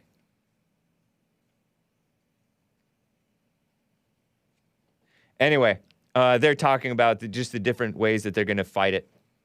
A woman's constitutional right to choose to kill the baby in the womb. Sick. A bunch of sick people. And John Roberts, by the way, I will remind you, the Epic Times reminds you, Supreme Court's John Roberts, isn't that his name, John Roberts? He's the Chief Justice, so-called, misnomer, of the Supreme Court. He sided with the liberal bloc and said the Texas abortion ban may be unconstitutional. What a sick person, huh? Coward. He's the same guy who gave us this imaginary same-sex marriage and this imaginary Obamacare, socialized healthcare. Pure evil. Cowards. Anyway, let me get to Social Pariah in Colorado. Been on hold for some time. He has a Bible verse to share. What's up? Or he might, anyway. What's up, Social Pariah? How are you? Hey, Hake, my favorite white Edomite. How are you doing, man? Doing good. Nice. I won't hold you up for long. I just wanted to see, the guy that was talking about Oprah and having people go in and interview people that had wronged them in the past. Yeah. Well, isn't it scriptural that you're supposed to go to the person that wronged you in the past? But I can understand also, though, I was thinking about while I was on hold, that scripturally it says you should go in person and not go on TV with Oprah, too, though. So maybe my question, I started thinking about it, maybe it was right. I don't know. What do you think? I didn't really understand what he was talking about, but if it was put forth by a woman, and it sounds off, Satan and women have, and liberals in general and rhinos, have a false imitation of what's right. You notice that? They will, for everything that God says to do, they will say to do it, but it will be in a snaky, false way. And so I think that that's what's going on with this. Does that make sense? Yeah, most anything they put on TV is not going to be for the good of the person going on. Right. So, Oprah is a total phony. Yeah. Yeah, that's true. So, yeah, I was thinking about that. But in my experience, it is true that it's always better to just cut to the chase, go to the person, so that you don't want to carry any extra baggage around. You want to get it taken care of. Yep. And I was noticing the other day that you couldn't. You had on on the covering and stuff. Well, I have a problem. I can't get in the sun a lot either. So. Oh yeah. Next event, if you got another event like that, I'll hang with you and we'll both be covered up. Nice. Yeah, I just wanted to be better safe than sorry because I'd rather not get sunburnt. So. Yeah. I went to extremes. Because the first year that I went to the straight pride thing, I had the same long sleeve shirt on, but my hands did not have any like sunblock, so they got pretty burnt. And I was holding up a sign for like hours. We were there for hours. That was fun. Yeah, I have a blood disorder, photoporphyria, and my parents, it was really new, so my parents didn't even know. I had it since forever, since I've been alive. Wow. But, it's pretty rare. They have a big group that, that the people that, like online. Yeah. But it's like, I quit doing it because all they ever do is just cry about, things that, you overcome your adversity. You don't just sit there and dwell on it, and right. become a victim. Yeah. But, it was, so anyway, I'll definitely be out there. People can goof on both of us. We'll be covered up. Sounds good, man. Well, I appreciate your social pariah. Take care, man. All right, ready. Take care. You too. Let me get to, it's been on hold forever. Joe in Phoenix, Arizona wants to comment on this N-word history. What's up, Joe? Good morning, James. I haven't been on hold that long, maybe about half an hour. Cool. Right on. All right. So I know you believe that N-word is just a word, but most historians do trace it back to, as you said, either Latin or early Spanish, and it just means black. Right. In fact, if you go even further back, some historians say it traces back with alternate spellings to ancient Egypt, and it means deity or God. Uh-huh. Which I find interesting. I bet you do. The problem is, James, is that word, you start to see it in about the 1800s. That word is started to use to dehumanize black folks. I'll give you an example. Okay. You mentioned Tom Sawyer last week. Yep. And in Huckleberry Finn, one of the opening scenes, he was on a riverboat, and the riverboat had an accident, and the engine blew up. And Huck Finn was telling his mom about it, and he said, "Oh no, did any person get hurt?" And Huck Finn said, "No, Mom, just an N-word was killed." And his mom said, "Oh, good. Well, sometimes people do get hurt in those kind of accidents." Samuel Clemens was a liberal, huh? Samuel Clemens, yeah. There's mixed bag there, but anyway. But my point is that it was around the 1800s when that word was co-opted to start dehumanizing black people. But isn't Tom Sawyer fiction? Fiction can absolutely play a part in the narrative as to how people are seen in society. Absolutely. Yeah. So this fiction made it sound like they felt that blacks weren't actual human beings. But that wasn't a real person saying, "Oh, no people died, just some N-word." James, again, fictional stories can have real life implications. I know in that. Shaping the narrative about people. So, oh that's gosh, the problem with oh, so you're saying that when did Tom Sawyer come out? Late 1800s. Oh, interesting. And so that wasn't a mockery. That late 1800s was well after people were saying slavery is wrong and we should be treating these people more humanely. You don't think that was this Mark Twain, also known as Samuel Clemens, by the way, was his pen name.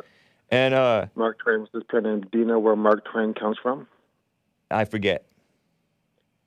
Samuel Clemens actually worked on riverboats, and it's a measure of distance between the bottom of the river and the hull of the boat. You are marking Twain.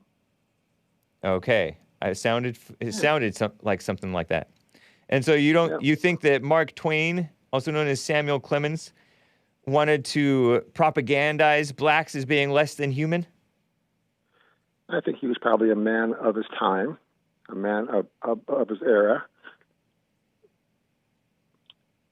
And so by that, you think that era dehumanized blacks?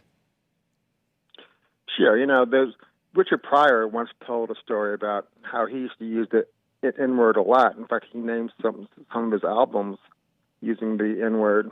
And then he went to a trip to Africa. I think it was Kenya, if memory serves, and he saw, black people in charge of everything and living their daily lives. And he heard a voice in his head saying, "Richard, do you see any N-words here?"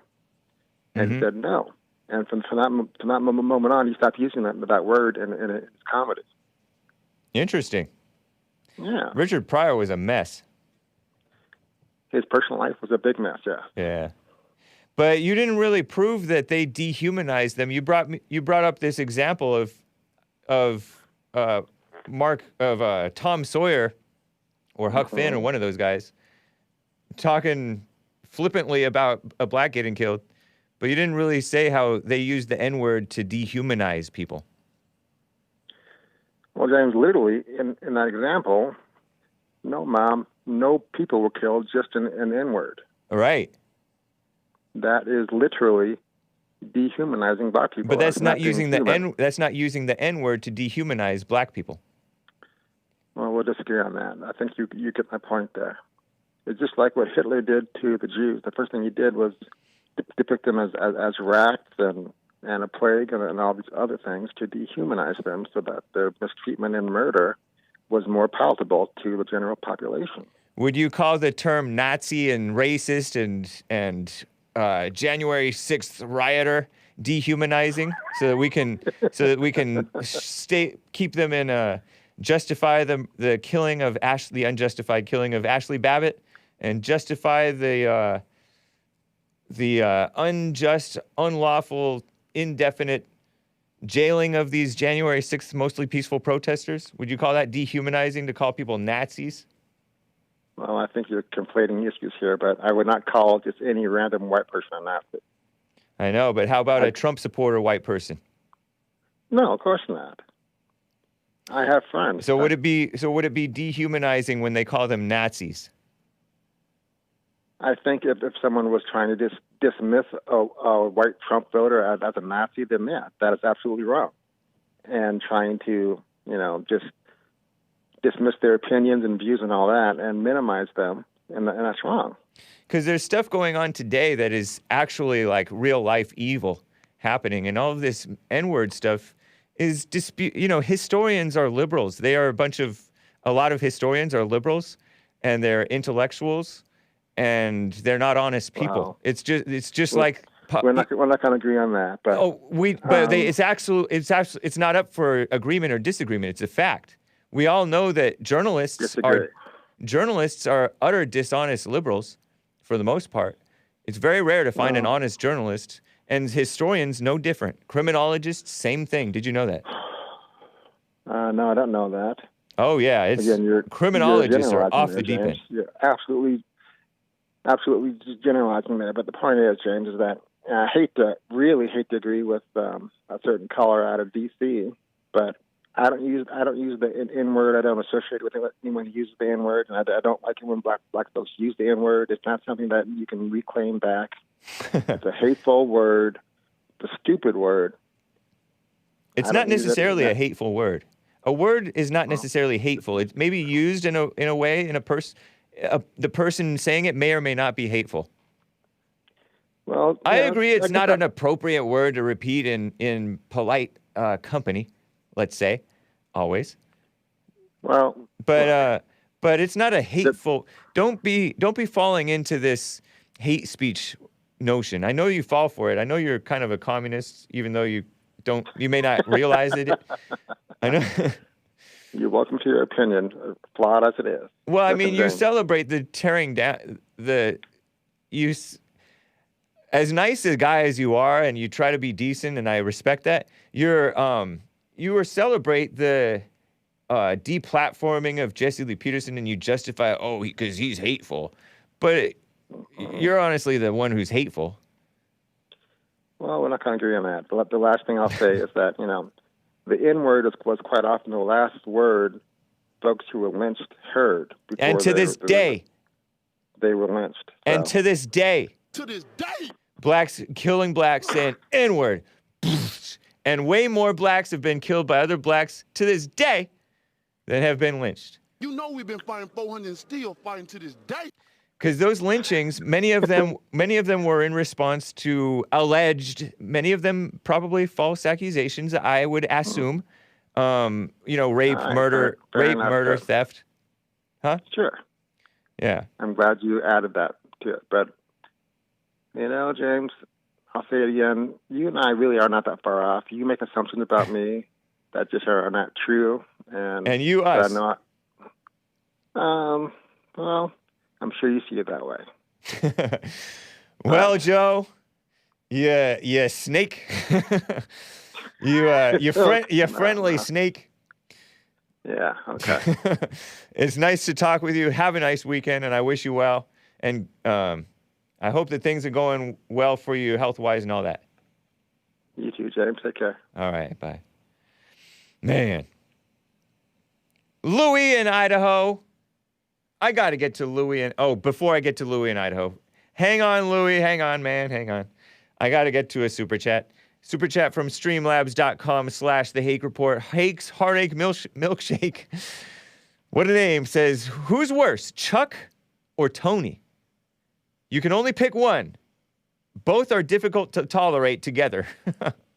I can't even picture having Chuck and Tony on the same line. That would be quite the experiment. Should I try that someday? Hands down, Chuck is worse than Tony. Tony is older, and even though he is a silly person and a joke of a person and completely into lies and his false idea of blackness, he is a little bit friendly. Chuck is just outright nasty. All mama. Nothing nice about Chuck. So, although I appreciate him calling in, I guess, and watching the show with his friends or family or whoever's watching. Shout out, guys, in that basement of yours. What a mess. But I got to get to, thank you for the question. I got to get to Louis in Idaho. He has some comments on abortion. What's up, Louis? Hey, what's up, Hake? Hey. You are the exception, man. You get married. You're the exception. I'm the exception? You're the exception. You're gonna make it work. Anyway, about abortion, okay? Okay. I was actually, I talked to my mother, who's very Catholic, okay? Yeah. And she says, and we agree. She says, they make it sound all good, pro-choice, and it's all, it's only pro-choice if you choose the right thing to do. Yeah. Right. Yeah. I mean, they make it sound good. Joe Biden is a cafeteria Catholic. He goes to church to show everyone that he believes, Right. Yeah. Yeah. Anyway, he's insane. He's completely off, and he always has been. And he's worse. worse today than ever before because he's gone along. He's been around for decades and seen the slide into total degeneracy, and he's gone right along with it. What a weakling. He's a puppet now. He's a puppet, and he doesn't even know it. Yeah. And his wife, Jill, Dr. Jill or whatever, who knows? Yeah. What a joke. Embarrassing. Okay, man. All right. All right. Appreciate Thank you, you, Louis. man. Take care. All right. I wanted to hang up before he hung up because I don't like hearing the click. But thank you, man. I really appreciate it. Yeah. Look at those people. And hang on, callers. Hang on. Look at those people.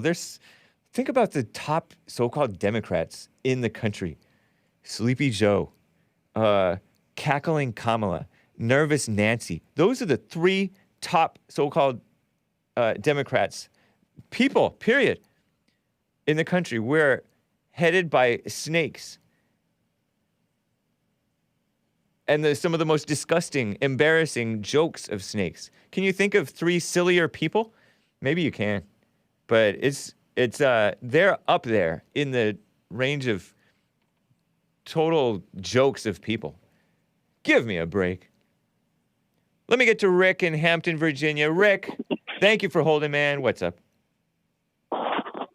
Rick. Hey, what's going on, my brother? Can you hear me? Yes, sir. How are you? I'm fine, and you, man, hey, love you guys, man. We got to continue to keep the fight going. As I was talking to Nick just before he put me on hold for you, man. But, man, I'm telling you, man, you know, it's so sad that a lot of liberal men or Democratic men support abortion, but they don't realize, like, if they married and they get their wife pregnant, she can sneak off and get an abortion, and ain't nothing they can do but look like a deer in headlights because they supporting the law that's not right in the first place. Yeah. And, you know, I'm like this. If you don't want to give no abortion, don't have sex out of wedlock. And then abortion will even play a role. Right. And most of us do the selfishness, really. Now they realize they want to continue their lifestyle of traveling and continuing their education, as always. Yeah. Yeah. You know, and it's crazy. Getting really, really bad out here, you know, and the news media is so corrupt, man. I noticed when it comes to COVID, they always just show all the people that's dying. Don't you wish you would have took the vaccine? Yeah, it's ridiculous. And then people, you know what's so funny is that Sweden has banned Americans too, but they've also banned travel from Israel. And Israel is one of the most so-called vaccinated nations in the world. Uh-huh. And they're still getting an increase in instances of this so-called virus, right? And so the vaccination is not solving the problem, but they're saying, oh, now your vaccine passport is expiring after 6 months. So you have to get another booster shot again. What a mess. What a joke, huh? Keep on, terrible. Yes. They're going to keep on. So what do you think they're going to do, Jay? Keep on injecting them until they get it right? It's a mess. Poor Israeli citizens, but, you know, they're a divided country, too. They lost one of their decent leaders, halfway decent leaders, anyway. Netanyahu. They got a beta in. That's what they got. A beta. I hear that he's far right, according to people, which means he's probably center left. I don't know. Yeah, there you go. Closer to the. I don't have to even call them the left. I say more of the godless party. That's what I call them, because everything they support is pretty much godless, really. True. You know, and it's like, James, I'm telling you, man, it's like the few men that are out there, man, we gotta stand up for what's right, man. Yeah. I mean, I'm telling you, man. I thank God for Texas, Florida, South Dakota. And them states, man, and you know if they after them states real hard, they always keep the numbers high in those states. Yeah. Very true. Every time, Florida is high. It's every state that's trying to fight the mask mandate, they just go over there and jack the numbers up and keep them jacked up. And that's what it feels like, isn't it? Rick, man, I got to run. We are overtime. Man, I appreciate hearing from you, though, man. Take care. You too, James. You too. Love you guys, man. Hope you can have me on your show one day, man, and interview me. Okay, I appreciate the request, man. Send me an email. No problem, man. All right. Take care. Yes, I will. Love y'all. Be God. All right. The Fallen State is happening in just about an hour, guys. The premiere of The Fallen State. Do I have time for this last song? This is last track for the Knights of the New Crusade this week, Dangers of Dating. Enjoy, and I'll see you guys on Sunday church if all goes well, and then we'll see you next week. Take care.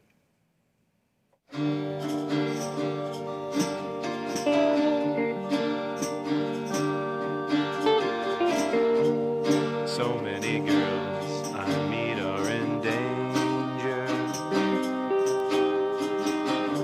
They seem to think lust's not a serious sin. But I know one day I'll meet a stranger with a love that is pure and Christian. So many times I think that it's true. Then comes temptation that leads to the fall. But I won't forsake the kingdom of heaven above. Love isn't pure, I don't want it at all. How long must I endure the dangers of dating? In a world full of sin, it's so hard to try. How long must I long to find someone who knows that God's word is